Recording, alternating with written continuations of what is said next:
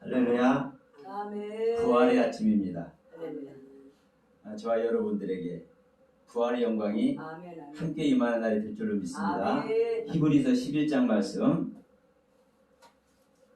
히브리서 11장 35절 한 절만 우리 같이 보도록 합니다.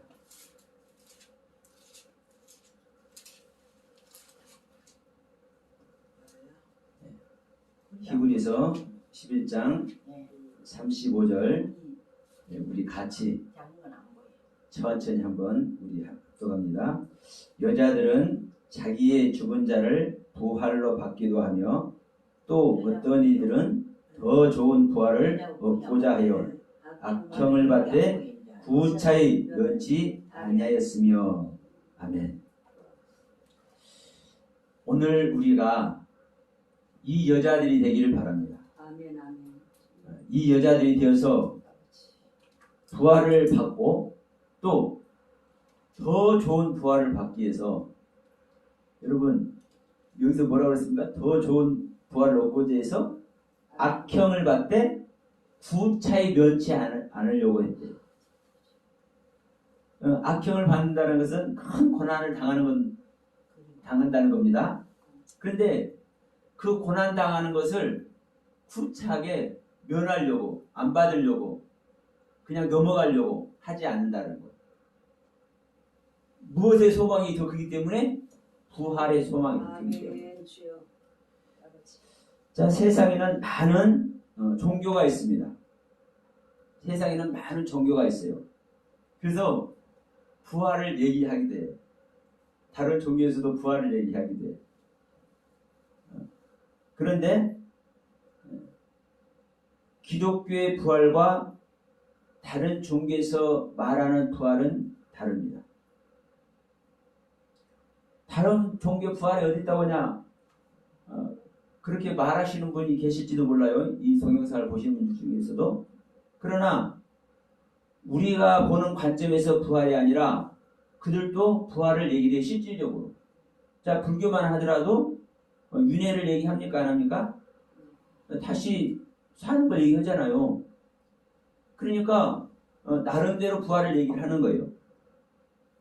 그런데 기독교의 부활은 왜 틀리냐?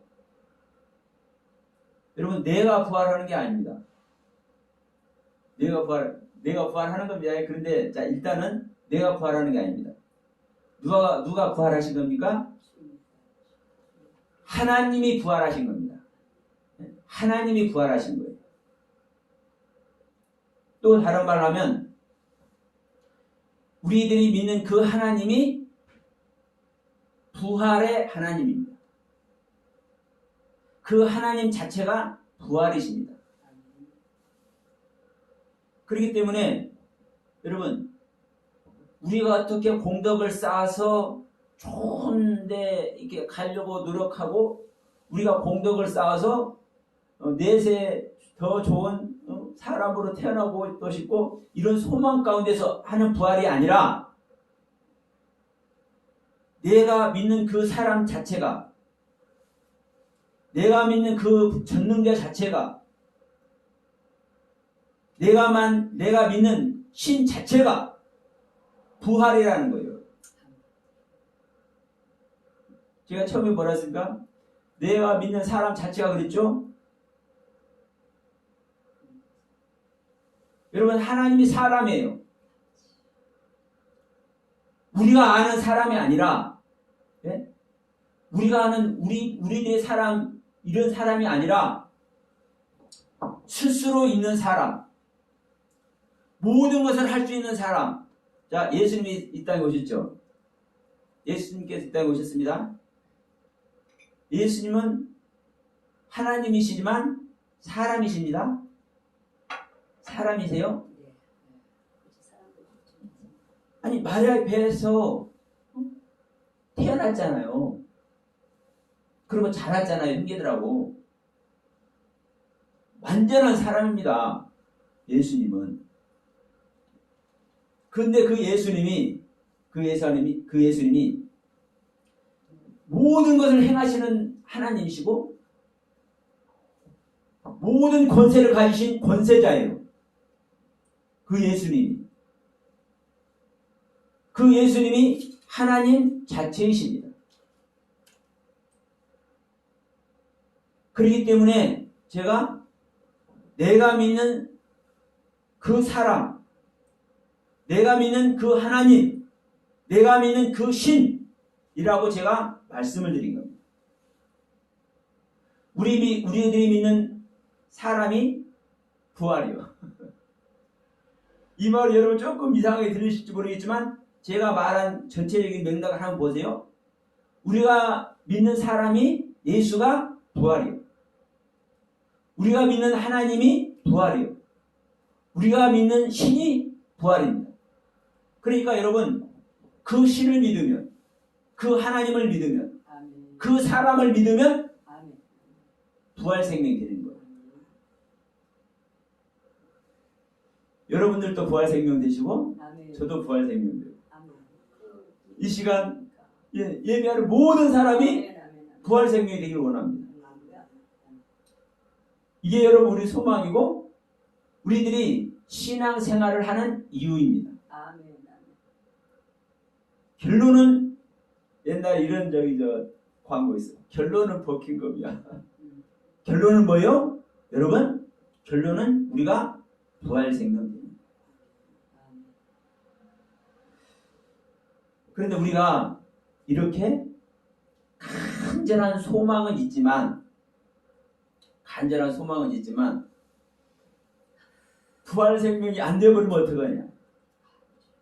그리고 수도 없는 우리 믿음의 선진들이 부활 생명이 되지 못하고 쓰러져 갔어요. 기독교 역사가 증명하고 기독교 교회사가 증명을 합니다. 여러분 부활절하면 뭐가 생각납니까? 가장 먼저 계란이 생각나요. 아니 이게 얼마나 설득력 있어요. 그냥 계란인데 그걸 잘 관리를 하니까 단단하게 품어주니까 그 안에서 생명이 탄생하잖아요. 우리 인간들을 하나님께서 잘 품어주시면 하나님의 생명이 탄생한다니까요. 우리 안에. 네? 여러분 지금 부활의 주님 우리가 찬양하지만 이 밖에 나가면 산에 들여가면 부활의 생명들이 얼마나 지금 막 꿈틀거리는지 몰라. 교훈에 앙상한 가지가 있었는데 때가 되니까 거기서 뭐가 나와요? 생명이 탄생을. 그러잖아요? 부활은요, 우리가 죽은 자가 살아나는 것이 부활이라고 생각을 합니다. 그러죠? 육신이 죽었는데 육신으로 죽은 그 상태로 있는 것이 아니라 다시 살아난다. 다시 살아난다. 그러니까 우리가 이 육신이 살아나는 것을 부활이라고 생각을 합니다. 다르지 않습니다. 그러나 진정한 부활은 뭐가 부활이에요, 여러분? 일으켜지는 겁니다. 나타나는 겁니다.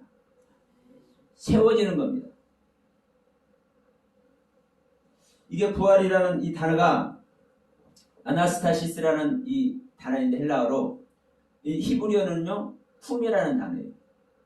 품, 일어나다, 일으키다. 그리고 어떤 뜻이냐? 나타나다. 나타나. 때가 되면 나타나. 지금 봄이기 때문에 때가 되니까 그 죽어있는 것 같이 가지가 앙상하던 나무에 뭐가 나타나요? 생명이 나타나. 우리가 믿음 안에 있다면, 부활의 주님을 믿는 믿음 안에 있다면 그 믿음이 나타나. 그 부활의 믿음이 안 나타나면 부활의 주님을 사실은 믿고는 싶지만 그 부활의 믿음 아래 있지 않은 증거입니다. 우리가 부활의 주님을 믿으면, 생명의 주님을 믿으면 그 믿는 믿음은 실상으로 나타나는 겁니다. 그래서 우리가 예수를 믿으면 우리 안에 예수의 인격이 나타나는 것이고 예수님께서 가르쳐 주시는 말씀의 세계가 나타나는 겁니다. 그게 부활의 주님이 나타나는 것이고 생명의 주님이 나타나는 겁니다. 자, 우리가 지금 계란 얘기를 했지만 조금 전에 제가 계란 말씀을 드렸어요. 왜 계란 말씀을 드렸냐? 이 계란은 생명을 탄생시키는 그만큼 그 계란 안에 이 생명의 모든 귀중한 영양소가 골고루 아주 알차게 들어있어요. 그런데 이 계란을 먹은다고 다 생명이 되느냐? 모든 음식은 다 영양가가 있죠. 근데 여러분, 이 계란을 먹을 때 다른 것하고 어울려서 먹으면 더 풍부하게 좋을 것 아닙니까? 그런데 계란하고 같이 먹으면 안 되는 음식들이 있더라고요. 계란을 먹은 다음에 약을 먹어도 안 되고, 우리가 차 맛있게 먹잖아요. 차. 특히 녹차.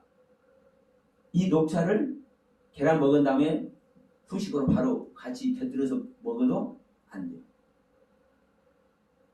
감도 그렇습니다. 감. 이건요, 음식물 중독이 될 수가 있고, 뭐라고 그러다 폐결석? 네. 폐결석이 올 수도 있고, 급성 위장염이 올 수도 있어요. 그러니까 감 같은 거 먹으면요, 예, 이게 막 토하고 설사고 난리 칠 수 있어요. 이거를요, 빨리 그냥 토해내는 것이 좋대요. 시금치도 안 좋다고 그러죠? 우리 여러분 콩 얼마나 좋습니까? 콩? 근데 콩을 갈은 이 콩국, 그 두유, 이것도 이거 계란하고 같이 먹으면 안 돼요.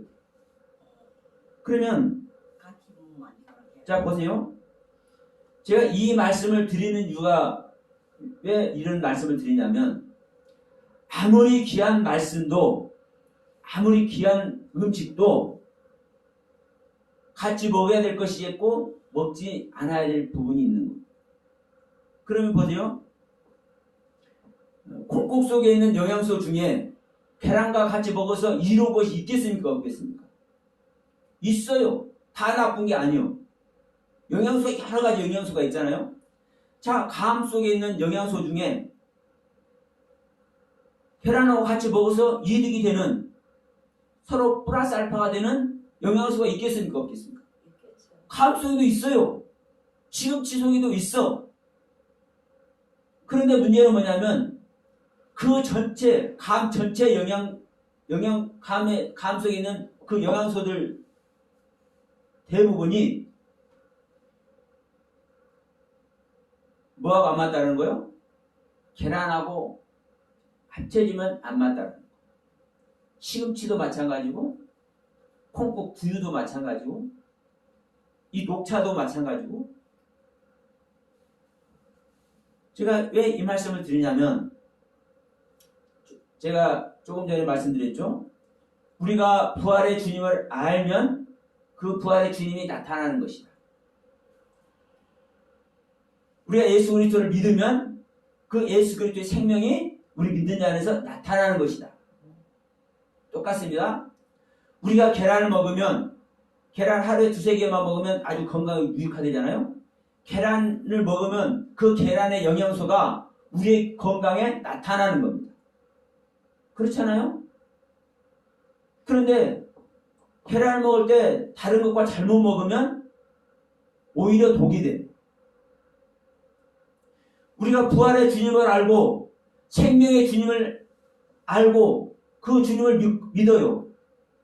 그래서 우리가 부활을 어떻게 믿느냐에 따라서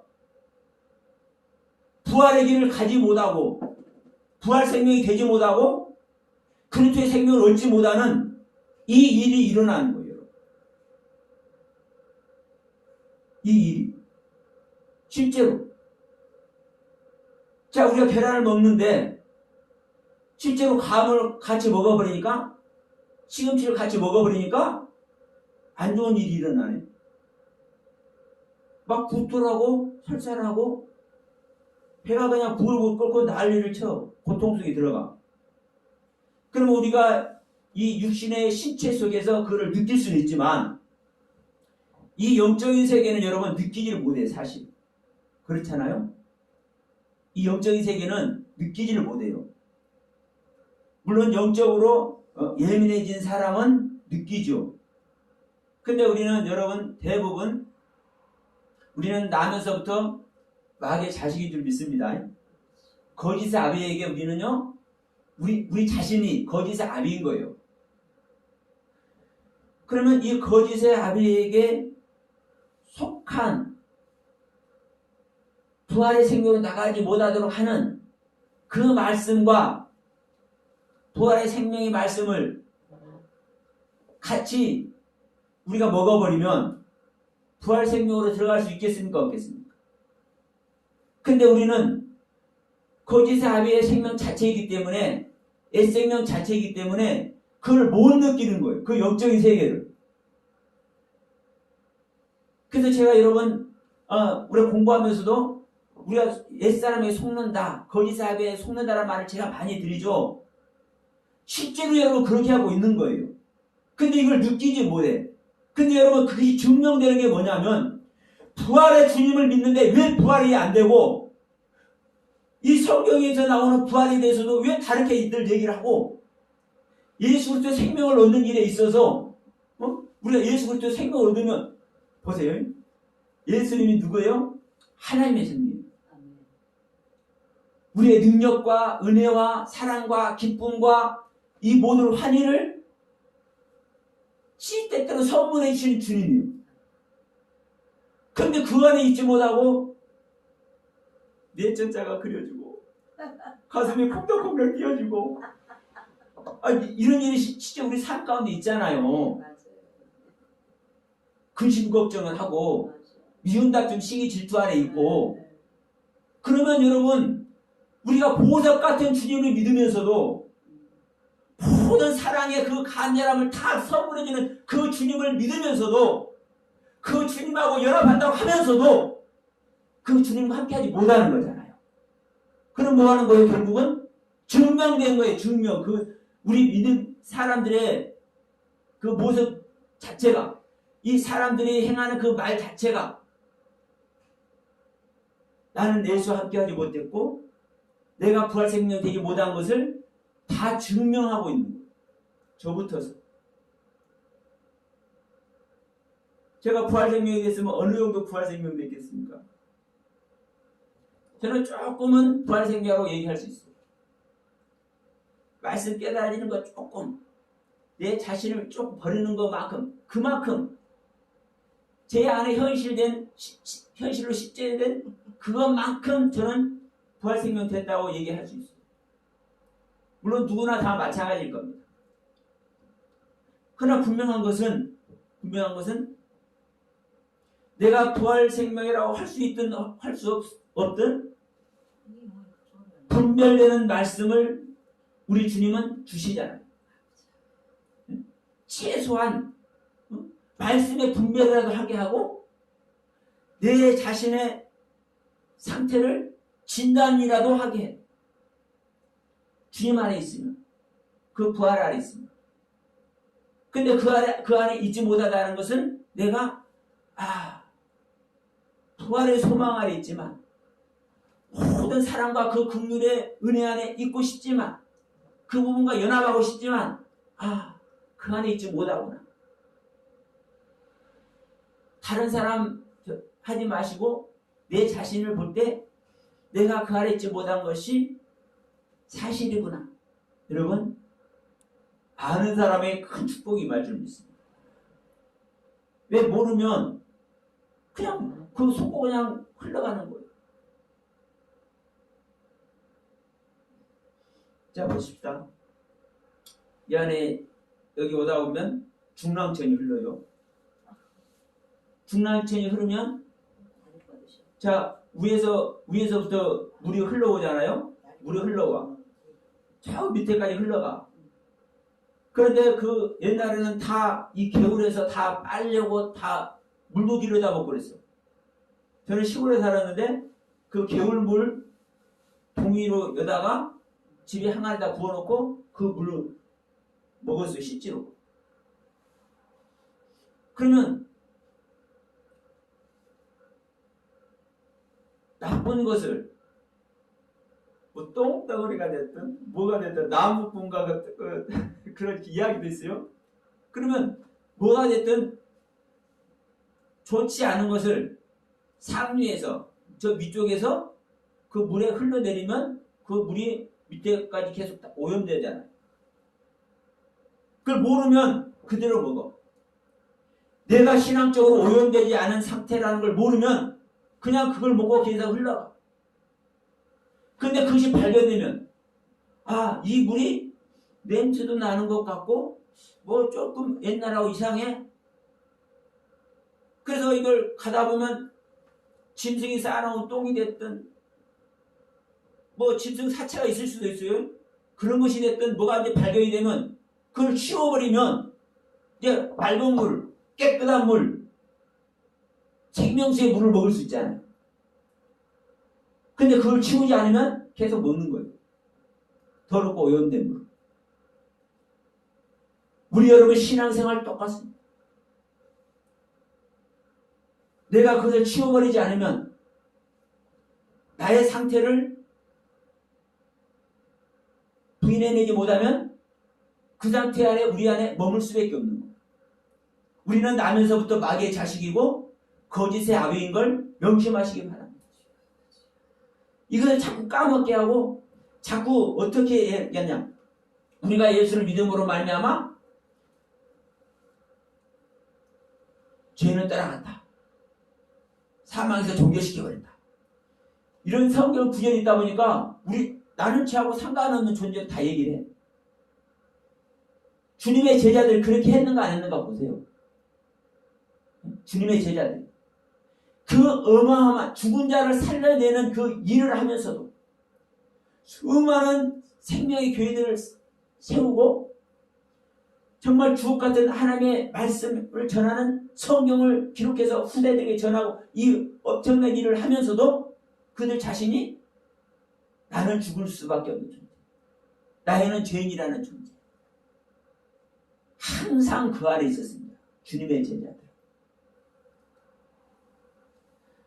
하나님의 영을 받은 자들은 온전한 빛의 생명을 담고 있는 자들은 그 빛을 소유하고 있는 자들은 자기 자신을 보는 거예요. 내 안에 무정행이 있는 것을. 육신을 벗기 전까지는 내 안에 사단의 생명, 거짓의 아비가 아주 그냥 강력하게 자리 잡고 있는 것을 아는 거예요. 그러니까 그것에게 휘둘리지 않으려고 노심초사한 거예요. 주님의 제자들은. 그 생명의 말씀을 전하면서도. 우리가 그걸 자각하지 못하면 근데 우리 거짓아비 우리 안에 있는 거짓아비는 그것을 자꾸 희석시키는 거야. 너 성경 믿잖아. 너 주님 믿잖아. 너 하나님 아들 됐잖아. 아직도 안 됐는데 성경이 있으니까 너 성경 믿잖아. 성경이 다 있잖아. 아들 됐다고 너 신부 된다고 너 성경 있는데 왜 안 믿어? 이런 식으로 자꾸 속인다니까요.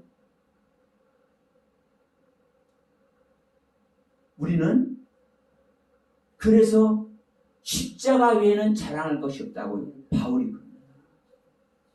내가 죽는 것 말고는 내가 연약한 것 말고는 자랑할 것이 없다고 그래요. 보세요. 자, 예수를 본받은 것 같이 나를 본받아. 내가 전한 것 외에 다른 말을 하는 자는 저주를 받아라. 누구라도 천사라도. 이렇게까지 하는 바울이 내가 죽여야 될 존재라고 얘기해야 되겠어요?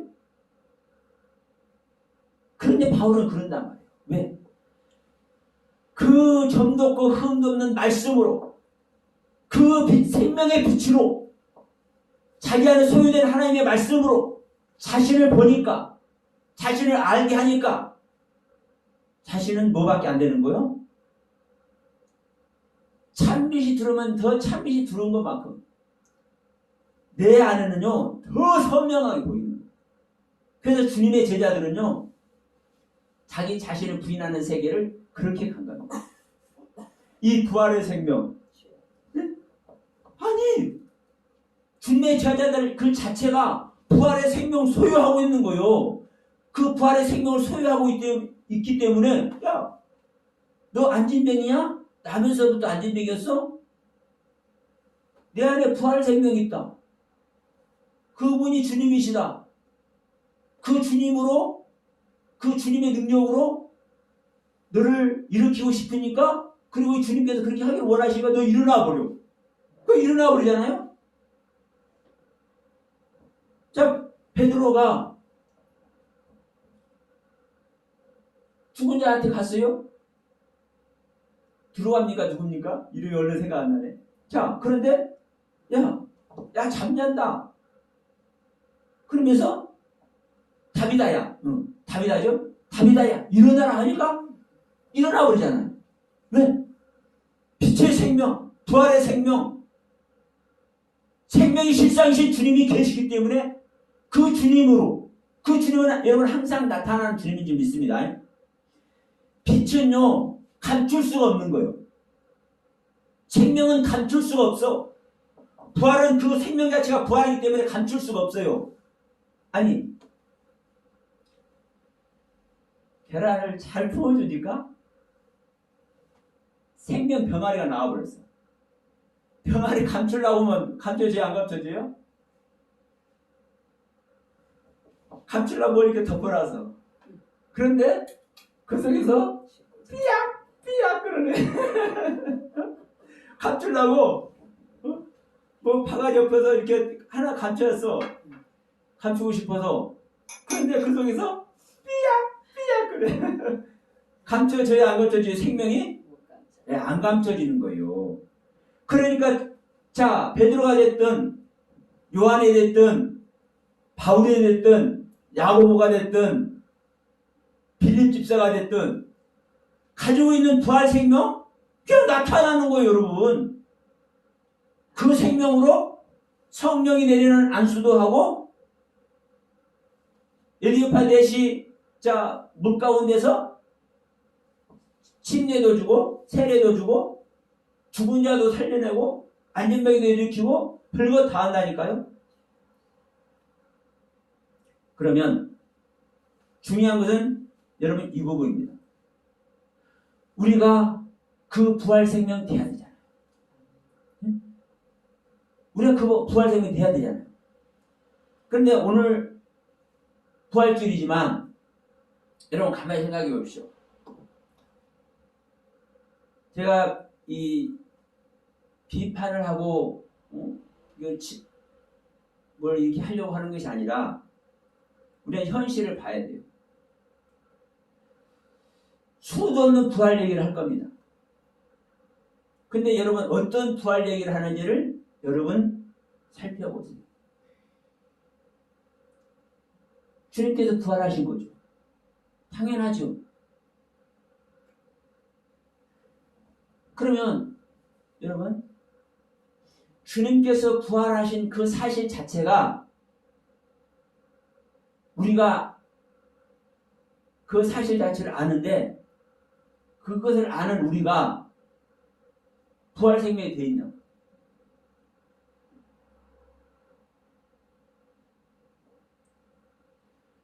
나는 부활의 생명이니 나를 믿는 자는 죽어도 살겠고 나를 믿는 자는 영원히 죽지 않는다. 왜? 내가 부활 자체니까 안 죽어.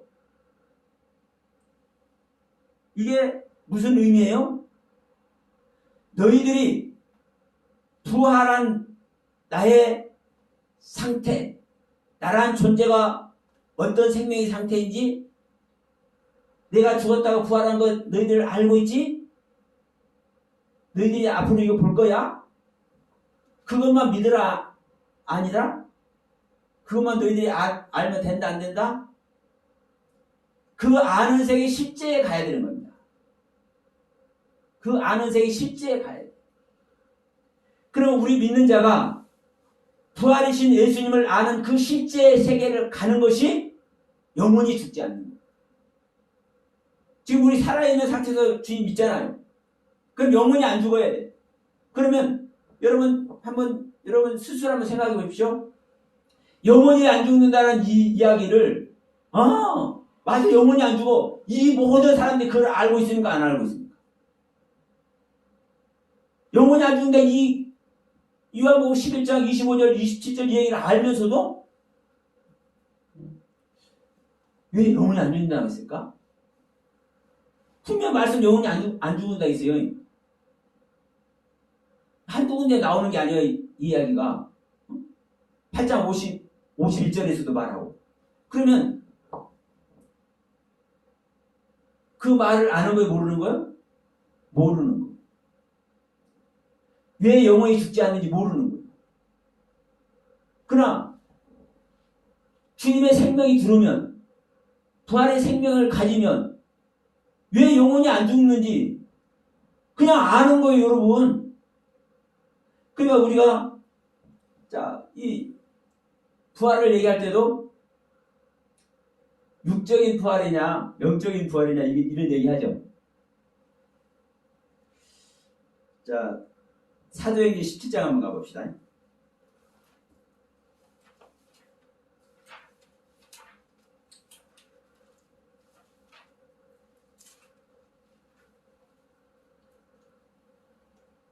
네, 17장 18절입니다. 사도행전 17장 18절 말씀.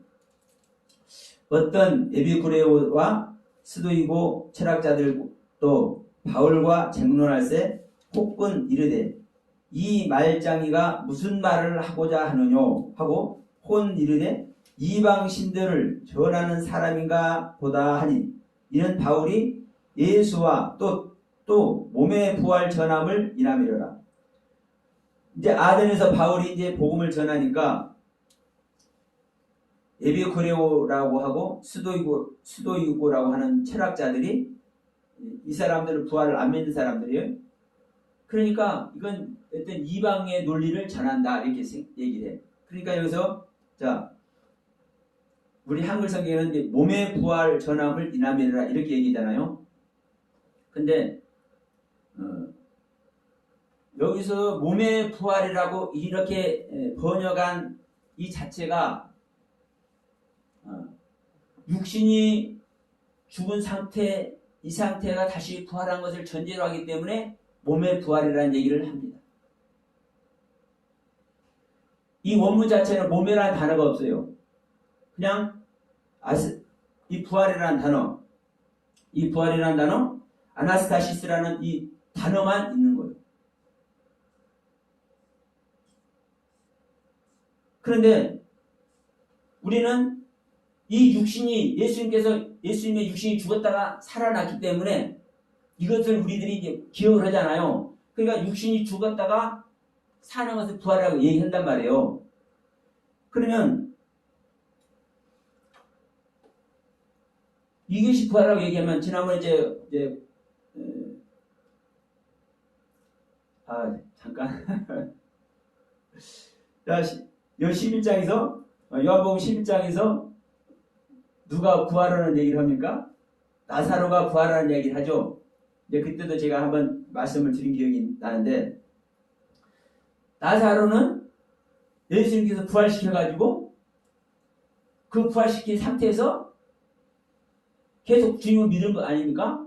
믿음의 길을 갔잖아요. 그럼 안 죽어야 되잖아요. 그 육신이.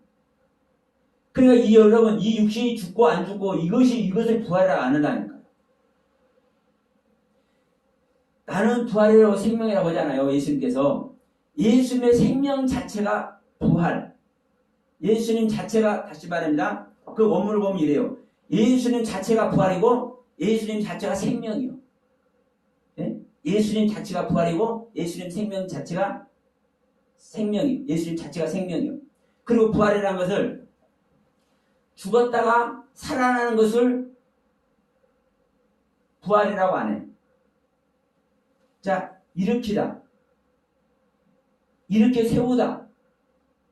누워있는 상태에서 일어나다, 앉아있는 상태에서 일어나다, 그리고 집을 짓다, 성전을 짓다. 이 지으는 것이 부활이에요. 그리고 나타나는 게 부활이고. 그러면 여러분, 우리는 하나님은 만물을 말씀으로 창조하셨죠? 그러면 그 우리가 하나님의 말씀을 가지면 그 말씀이 나타나는 거예요. 네? 그게 나타나는 거예요. 이게 부활의 개념이에요. 그래서 자, 히브리어는 쿰이라는 단어, 일어나다, 일으키다라는 단어라고 지금 말씀했죠? 부활이라는 단어가. 그러니까 우리는 예수님께서 죽었다가 살아나신 그 사건을 통해서 우리가 입력이 되어버리기 때문에, 그리고 다 그렇게 또 전해왔어요. 선진들이. 그러다 보니까 지금 사도행전 17장 18절에서도 말했지만 몸의 부활이라고 이렇게 해석도 한다니까. 실제로. 이 부활이라는 단어, 이 한 단어밖에 없어요. 몸이라는 단어가 없어. 사르크스라는 단어가 없어. 그런데도 불구하고 몸이 부활한 거야. 이렇게 얘기를 해. 여러분, 자, 우리가 육적 부활, 자, 몸의 부활, 영적인 부활, 이렇게 얘기하잖아요. 영의 부활, 몸의 부활. 그러면 이 말이 여러분 정당할까요? 안 정당할까요? 같은 거예요. 우리 창세기 1장, 2장 지금 공부하면서 바샤르라는 단어, 육체라는 단어, 몸이라는 단어, 우리가 한 몸이 되리라, 한 육체가 되리라, 이 히브리어 바샤르라는 단어 공부했잖아요. 이것이 바샤르가 살이고 고기고 육체인데도 불구하고 어떤 단어에서 왔다고요? 똑같은 바샤르인데 기뻐하다, 기쁨을 전하다, 복음이라는 단어에서 왔다고. 복음이란 단어라고. 그럼 여러분, 우리 몸이 완성이 되는 것이, 나라는 서영화라는 영적 존재가 완성이 되는 것이 서영화 몸이 나타나는 거예요. 그렇죠? 서영화라는 존재는, 서영화의 이 육신 자체가 서영화를 나타내는 것이 아니라 서영화의 영적 실체가, 영적인 세계가 실질적인 서영화예요. 그렇죠? 그럼 여러분, 부활하면 무엇이 부활하겠습니까? 내 몸 자체가 부활하는 게 부활이여. 나의 영적, 나의 실존 자체가 일으켜지고 세워지고 나타나고 지워지는 것이 부활이요. 명확하죠? 그래서 여러분, 부활의 개념을 우리가 어떻게 믿느냐에 따라서 부활의 길을 가기도 하고, 말로만 부활하고 부활의 길을 못 가기도 해. 그러니까 다시 말하면 이 부활의 말씀은 하나님의 생명 얻는 말씀이고, 이걸 또 다른 말로 하면은 하나님의 영을 얻어서 하나님의 영으로 말미암아 거듭나는 이야기를 하는 것이고, 또 다른 말로 하면은 성전이 지어지는, 세워지는 이야기를 하는 거죠.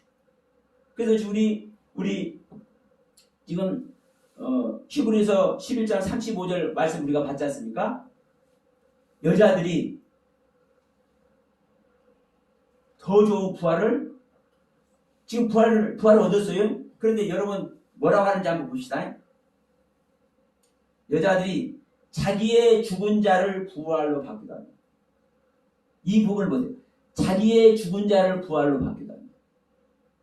자기의 죽은 자를 네. 부활로 바꾸다 합니다. 그러니까 여자들이 부활을 받았어요. 부활을 받았어. 그런데 이 부활을 받게 된 이유가 뭐라는 거예요? 자기의 죽은 자가 있기 때문에 부활을 받은 거예요. 이게 무슨 소리냐 이거. 자기의 죽은 자.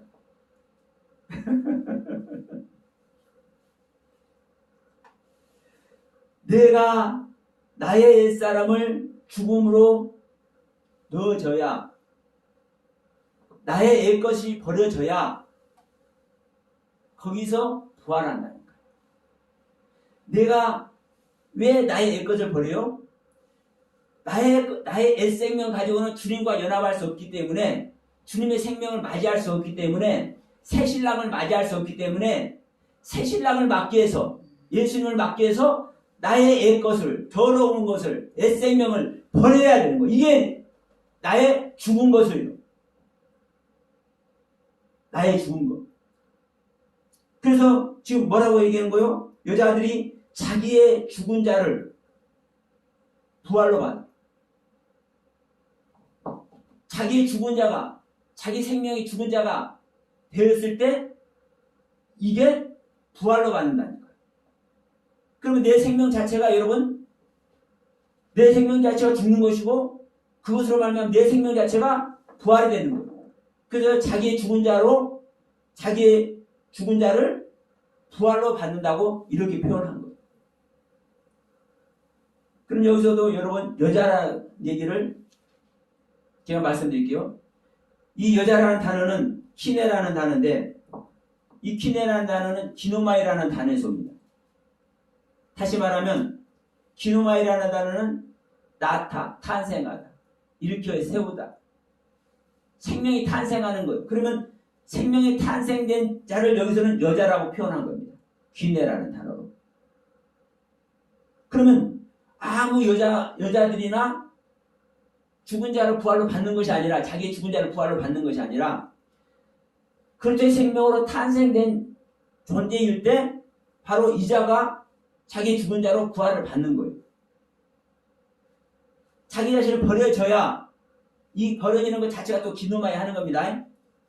태어나는 겁니다. 그럼 이 상태가 부활이라고 얘기를 하는 거예요. 그러니까 여러분, 왜 주님의 제자들이 자기 자신을 버렸는지, 버리려고 애썼는지, 우리도 내 자신이, 나의 옛 것을 버리려고 노력을 해야 되고 최선을 다해야 될 줄로 믿습니다. 그래야 나의 옛 것이 버려질 때 새 신랑을 얻는다.